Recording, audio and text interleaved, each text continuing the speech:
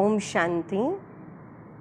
23 मार्च के परमात्मा के महावाक्यों के 5 शब्द हमने अनुभव किया है कि जैसे एक ज़मीन के अंदर बीज बोने का समय वो हमारे हाथ में होता है, पर बीज बोने का समय और उस बीज से जो पेड़ निकलता है और पेड़ पर जो फल आते हैं वो फल पाने का समय या उसके पकने का समय वो हम तय नहीं करते, वो कुदरत है। और उसी के आधार से हर फल के पकने का समय अपना अपना होता है। परमात्मा का ये ज्ञान और ये योग हमें विशेष इसी बात से परिचय कराता है। परमात्मा का ये ज्ञान हमें वो समझ देता है कि हम इस जीवन के अंदर जो परिस्थितियाँ आती हैं, जो बातें आती हैं, हम उसको कैसे हैंडल करें, उसको कैसे समाधान में लाएं। और जो योग है वो योग अनुभव का सब्जेक्ट है, महसूसता का सब्जेक्ट है। और इसीलिए योग हमारी महसूसता की शक्ति को बढ़ाता है। तो जहाँ ज्ञान कदम कदम पर समझ देती है और वहीं योग हमारे लिए अनुभव से आगे बढ़ने का रास्ता खुलता जाता है। आज ऐसे ही परमात्मा ने 5 शब्द कहे। एक सबसे पहला जो बहुत सुंदर है, जिसका अर्थ हम अगर समझ लें तो हम अपने जीवन में बहुत कुछ कर सकते हैं, वो है आप मुए मर गई दुनिया।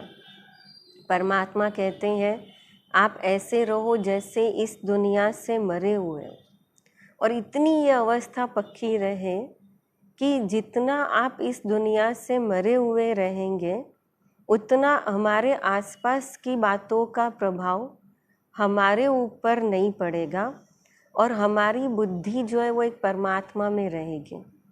तो उसके आधार से नेचुरली हम जो कर्म करेंगे वो परमात्मा की याद में करेंगे। और इसलिए दूसरा शब्द जो है वो गीत है, महफिल में जल उठी शमा। अर्थात ये दुनिया एक महफिल है और इस दुनिया की महफिल में हम वो परवाने हैं जो परमात्मा की इस क्षमा पर मर मिटने वाले। जैसे एक परवाना होता है, एक परवाना अपने शरीर को न देखता है और क्षमा पर मर मिटता है, आकर्षित हो जाता है। ऐसे ही हम आत्माएं अपने पुराना स्वभाव, पुराने संस्कार, जिन बातों को हम अब तक जीवन में बदल नहीं पाए, वो इस परमात्मा क्षमा के आधार से, शक्ति या रोशनी के उसके आधार से हम उसको बदल सकते हैं। और इसीलिए बहुत सुंदर जो तीसरा शब्द आज का, निश्चय, अर्थात विश्वास, निश्चय बुद्धि, कि मरने के लिए भी निश्चय चाहिए, क्योंकि दुनिया में भी हम उसी के लिए सब कुर्बान कर सकते जहाँ हमें विश्वास होता है, जहाँ प्यार होता है। और एक परमात्मा इस दुनिया में ऐसा है जो कभी भी हमारे विश्वास को कभी तोड़ता नहीं है।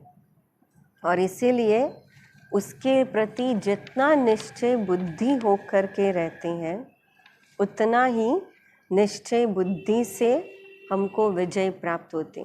पर एक सेंटेंस जो आज बाबा ने कहा, निश्चय बुद्धि वालों की जट परीक्षा ली जाती है, क्योंकि माया ऐसी है। या कई बार जैसे हमने देखा भी कि साकार में जब ब्रह्मा बाबा होते थे तो कई बार बाबा भी निश्चय बुद्धि वालों की परीक्षा लेते थे, क्योंकि हम सब बच्चे इस दुनिया के सामने एग्जाम्पल है। फिर चौथा शब्द है कंट्रोलिंग पावर, अर्थात कर्मेंद्रिय जीत, कर्मातीत लेकिन कर्मेंद्रिय जीत। जैसे परमात्मा ने कहा कि हमारे कदम कदम में पदम समाये हुए, लेकिन मनसा में भले कितने भी तूफान आए, पर ये हमेशा अटेंशन रखे कि हमारी कर्मेंद्रियों से कोई भी विकर्म न हो। क्योंकि अगर मनसा तक तूफान है तो भी वो इस शरीर तक रहेंगे, इस जन्म तक रहेंगे। पर अगर समझो मैंने कोई विकर्म कर दिया, मैंने कोई भूल कर दी, और आज अगर मेरा शरीर छूट जाता है तो वो कि विकर्म मेरे साथ दूसरे जन्म तक आएगा। और इसलिए परमात्मा कहता है कि विकर्म, कर्मेंद्रियों से विकर्म नहीं करना। और लास्ट शब्द है स्थितियों का आसन। जैसे एक पहले के समय में बताते हैं कि जो ऋषि मुनि होते थे वो अलग अलग आसन पर बैठकर तपस्या करते थे। शंकर जी को भी हमने देखा है, वो शेर की चमड़ी के ऊपर बैठकर तपस्या करते हुए दिखा। तो वो जो शेर की चमड़ी का अर्थ होता है स्थिति। इस देह भान को तोड़ करके, भूल करके हम अपनी आत्मिक अलग अलग स्वमान की स्थितियों पर बैठें। जैसे बाबा ने आज का लाइट हाउस, माइट हाउस, फरिश्ता स्थिति, कभी प्यार के स्वरूप में लवलीन स्थिति, तो ये सब अलग अलग आसन है।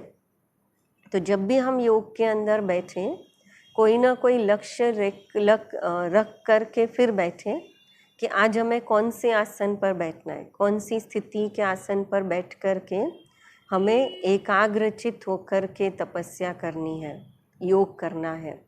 तो हमारी जो योग की स्थिति है, अगर बहुत अच्छी होगी तो हम एकाग्रता से वो योग करते हुए विजयी बन सकते हैं, अर्थात स्वराज्य अधिकारी बन सकते हैं।